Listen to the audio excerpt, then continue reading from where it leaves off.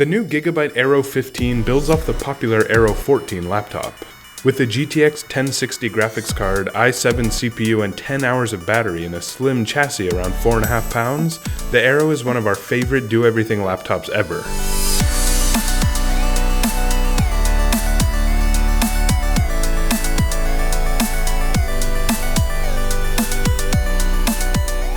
The Aero 15 adds a few touches, namely the killer 15.6-inch slim bezel display, but stays practically the same size as a 14-inch laptop. At $1899, it's pricey, but there are very few devices that really match the real-world usability of the GIGABYTE.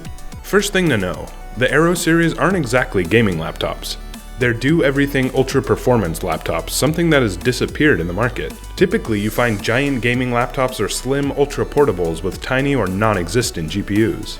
And the Aeros have over 90 watt-hour batteries, meaning they're good for 10 hours, something unheard of in gaming laptops with 1060s. The Aero 15 takes the Aero 14 formula and adds this awesome screen.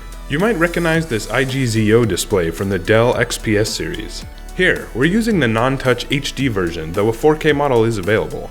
Because the display has no borders, the camera gets moved to the expanded bottom bezel. Now, there will be a lot of comparisons to the Dell XPS 15.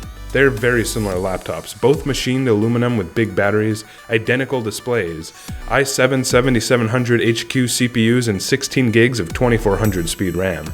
The GIGABYTE, however, adds just a tiny bit more weight and size in order to pack in a 1060 GPU over the Dell's 1050. Going from a 1050 to 1060 isn't a small deal. The overall dimensions are nearly the same as the Aero 14. The GIGABYTE also includes a full-size RGB keyboard, HDMI 2.0 instead of 1.4, DisplayPort 1.3 instead of 1.2, and a real Ethernet port, and all for the same price. Compared to other gaming laptops, the GIGABYTE skips a few features found on their higher-end Aorus models. Namely, the screen isn't G-Sync or 120Hz, just standard 60Hz refresh. Compared to the Aero 14, the 15 is a few hundred more expensive despite the same specs, though the Aero 14 does come with a 1440p screen standard, not 1080p. The 15 model has the full-size keyboard with the number pad, while the 14 has macro keys on the left side.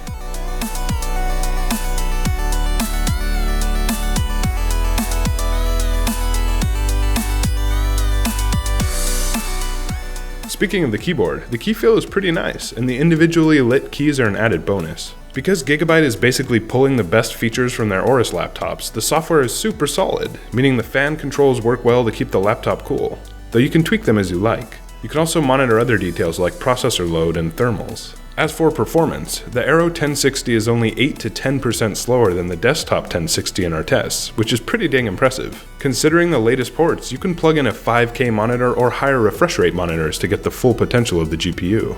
The biggest downsides are, honestly, the color choices. We're just not sold on the orange and green with the strange envelope design. And most customers aren't fans either, considering the standard black model accounts for the vast majority of sales. The Aero has now gone through 3 model revisions. Why haven't the colors changed to something more exciting? If you want to see the Aero in different colors, let us know in the comments below and we'll push GIGABYTE to make it happen.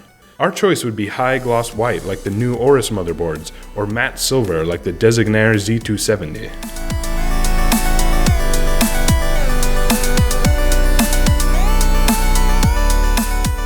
Overall, the Aero 15 is our current favorite all-around laptop and the standard for other high-performance do-everything laptops. GIGABYTE's hardware and software have been wonderfully stable across every model we've tested, which can't be said for every laptop out there. So well done, GIGABYTE. Just give us more color choices. Thanks for watching, and subscribe for more reviews and PC builds.